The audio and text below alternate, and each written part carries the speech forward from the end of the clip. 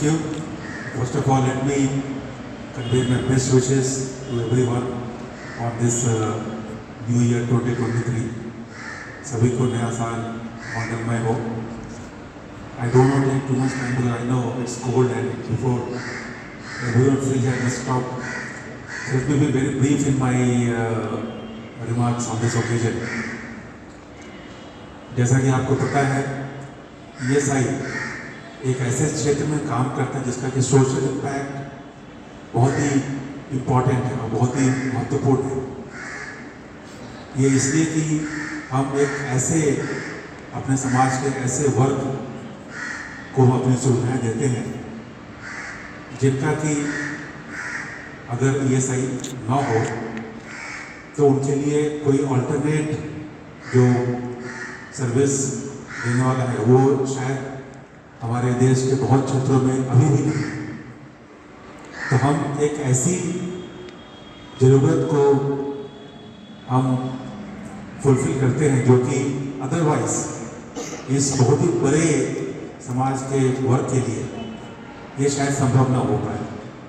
So this only goes to show how important ESIC has been in the life of the nation for more than 75 years now, and the role that we play in providing a range of social security services including health care and benefits that is unparalleled, not only in India but also in the world. In fact, over the last nearly 3 months since I have been here, I have been reading about different social security systems around the world in many countries, mostly in the developing world, where our schemes design the ESIC's overall concept, vision, the template, which was thought of more than 7 decades ago during the time of independence, the last few years before independence.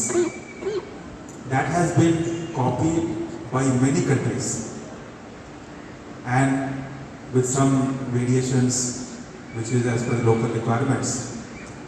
But this broad concept of providing healthcare and benefits for the workers in organized sector, this template is a common theme which is almost universal. And it is our duty to really enhance the vision and to ensure that we provide coverage to more workers at the workplace of different types in the time to come. And as you heard that the new code that is going to be implemented, that expands the mandate of ESIC very significantly.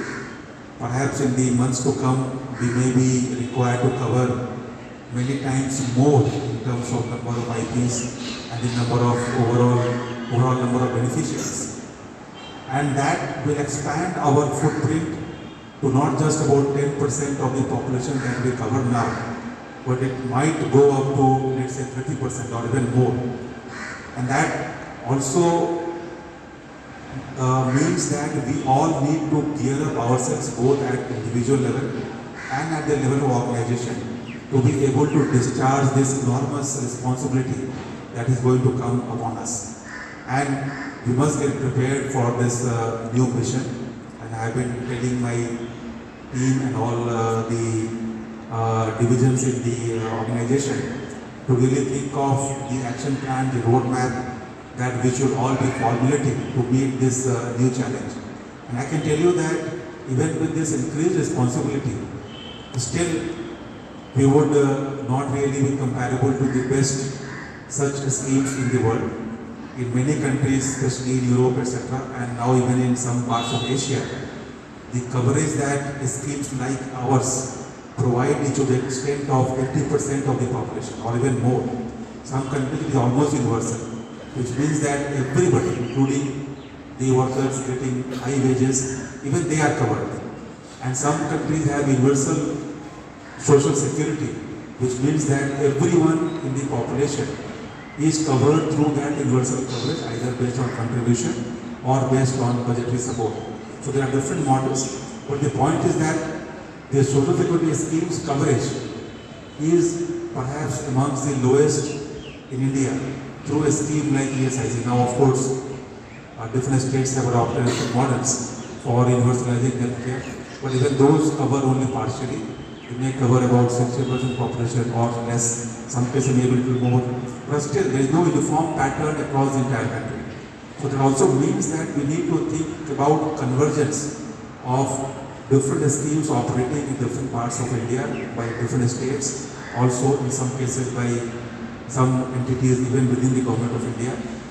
So unless we think of an approach which harmonizes the different models prevalent today in various parts of India and also by various departments and organizations, we really cannot come up with a resource efficient and a working model for universalizing social security, including healthcare and benefits. So this is the goal that we all must think of. And I can tell you that ESIC is actually the most relevant organization poised to really meet this challenge. And we can be the focal point for this vision about convergence and this vision about universalizing healthcare and universalizing the benefits to our working population. And I can also mention here, based on the experience that is there in many countries, once we have a functional, good social protection system, people feel empowered because they know that if there is some maybe a high level of expenditure in healthcare, then there is a scheme like ESIC or the government which is there to help them. So they need not worry about meeting those expenditure at individual level.